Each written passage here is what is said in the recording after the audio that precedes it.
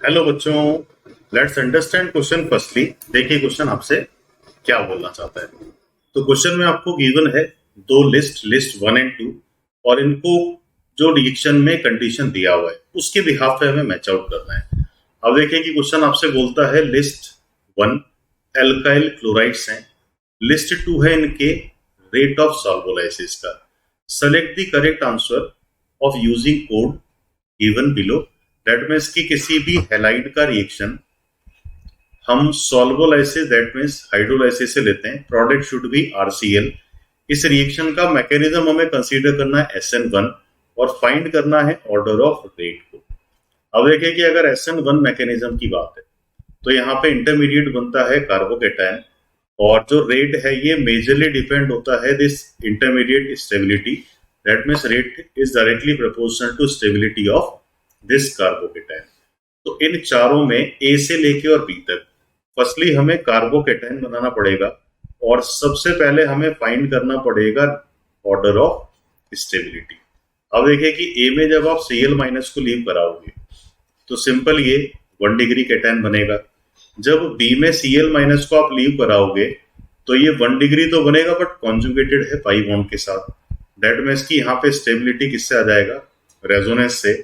अब अगर मैं सी में कंपेयर करूं तो अगेन यहाँ पे ये 1 डिग्री बन रहा है, कॉन्जुगेशन इसका भी है डबल बॉन्ड के साथ, इसका मतलब स्टेबल बाय रेजोनेंस। और आखिरी वाले केस में भी ये 1 डिग्री है बट कॉन्जुगेटेड है डबल बॉन्ड, और साथ में एक्सटेंसिव रेजोनेंस इसको किसका मिल रहा है, बेंजीन का। तो आप ये कह सकते हो कि ये भी 1 डिग्री प्लस रेजोनेंस का केस है। तो सबसे ज्यादा रेजोनेंस आपका किस ऑप्शन में नजर आता है, डी में, क्योंकि एक्सटेंडेड हो रहा है बेंजीन की तरफ। अब अगर मैं कंपेयर करूं बी और सी को, तो बी और सी में यहां जब ये कैटायन आएगा तो ये कितना डिग्री नेचर का होगा, 1 डिग्री। बट जब इसके रेजोनेटिंग स्ट्रक्चर में आप यहां लाओगे तो ये कितना डिग्री नेचर होगा, 2। तो ये भी हमें मालूम है कि कार्बोकेटायन का स्टेबिलिटी ऑर्डर होता है tertiary, secondary, primary and 0 degree. तो आप ये कह सकते हो कि डी में के बाद सी का नंबर आना चाहिए, बिकॉज सेकेंडरी कार्बोकेटायन बना रेजोनेटिंग स्ट्रक्चर में। उसके बाद आ जाएगा बी, और मिनिमम स्टेबिलिटी किस कार्बोकेटायन को मिल रहा है, ए का।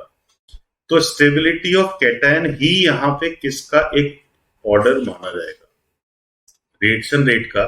तो दैट मीन्स कि डी का रेट सबसे ज्यादा होगा, तो डी से मैच आउट होना वाला मैक्सिमम वैल्यू क्या हो जाना चाहिए, आर। डी के बाद सी का रेट जाएगा, सेकंड मैक्सिमम यहाँ पे क्या है, एस है, 91 है। बी में आ जाएगा थर्ड मैक्सिमम दैट मीन्स 1, और 1 है पी। और ए के लिए बचेगा मिनिमम रेट, और मिनिमम रेट आपको दिया हुआ है ऑप्शन नंबर क्यू में।